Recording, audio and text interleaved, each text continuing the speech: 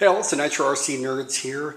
I looked tonight and we're at 899 subscribers, which I cannot put into words how amazed I am at that.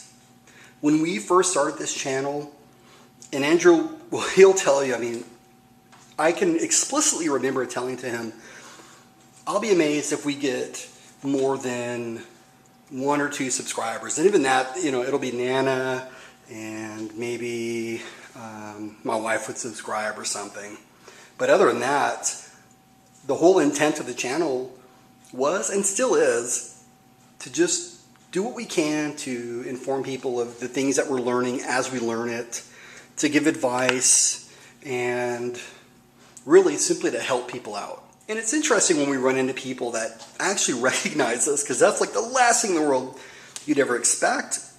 You're at the at the track and someone recognize, hey, you're the Nitro RC Nerds. Or the other day we were at the hobby store and this guy said, oh, he was kind of overhearing me talk, and he said, hey, I know you guys. He goes, you're the 810 guy. So I thought that was pretty funny, and I was like, yeah, I love the 810. We kind of chatted about it a little bit, but the 810 is a very, very special car to me. And for those of you that are new to the channel, soon I'm going to be doing phase 2 of my rebuild for it. And I got into this hobby just after the Losi 810 came out, and people crapped on it. The problem was the people that were crapping on it were not the people that owned one. And so, they were all up in arms about it's not roar specific, it's underweight, even though you can fix that very easily by adding some weight to it. It's an easy fix.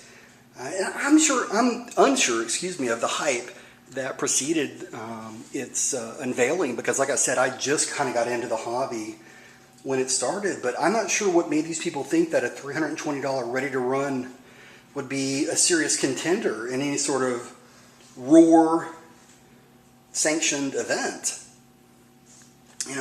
I kept hearing all about the engine is only a 0.20, or the clutch is only 2 SHU, the fuel tank is only 82 cc. And my thinking is that a lot of the 820 guys were probably just kind of like, how dare you introduce another nitro buggy? And I can certainly understand that, because, essentially the 8 series was probably the buggy of the decade. Let's face that, right? But then I remembered I was researching buggies, and I was going to buy one in the next 6 months or so. And I read where people who actually did own 810s, they were among their favorite vehicles that they listed. They said it was railed or geeked or urban, whatever the groovy word of the day was back then, whatever that adjective was. But that was enough for me. So I said to myself, oh, I got to get one of them. So I got one.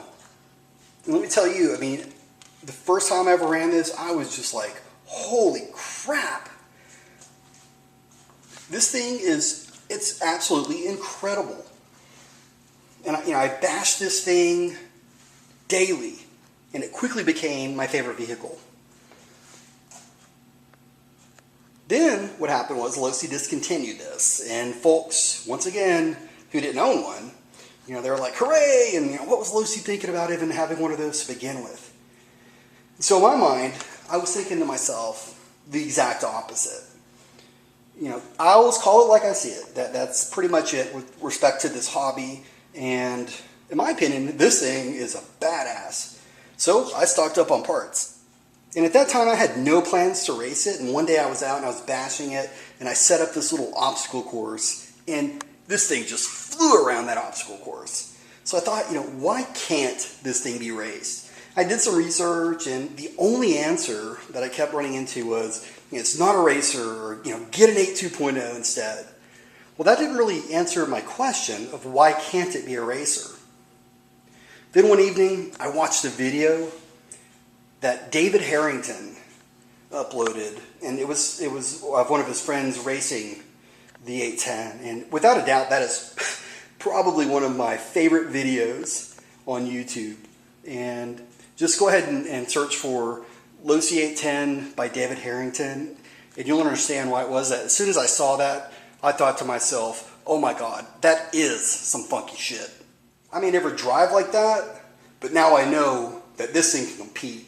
So go ahead and fast forward a year, and I made it my goal to ensure that this thing right here, my absolute favorite vehicle, is the best 810 on the planet. I can't control how I drive, but I can control what a great machine this becomes. So my dream is to get it in the hands of a pro driver one day and just say, hey man, you remember the Losi 810? Here you go, and let them have at it. So coming up soon will be my second phase to this, and it's really interesting. As I go through, the only thing left that I believe I have to change on it is going to be the chassis, and at that point I have enough spare parts to create another buggy. So I don't think I'm going to do that. I'm just going to keep it parted out like it is so I can use them during rainy days, but I got a lot of parts for rainy days, I guarantee that, because this is a buggy that I will have for the rest of my life. So I do a lot of this for all the 810 guys out there and anyone with the 10 series, in fact, because you know. So let's go ahead and make some history here. And once again, make this the absolute best Losi 810 that it can be. Thanks so much, everyone. Have a great evening.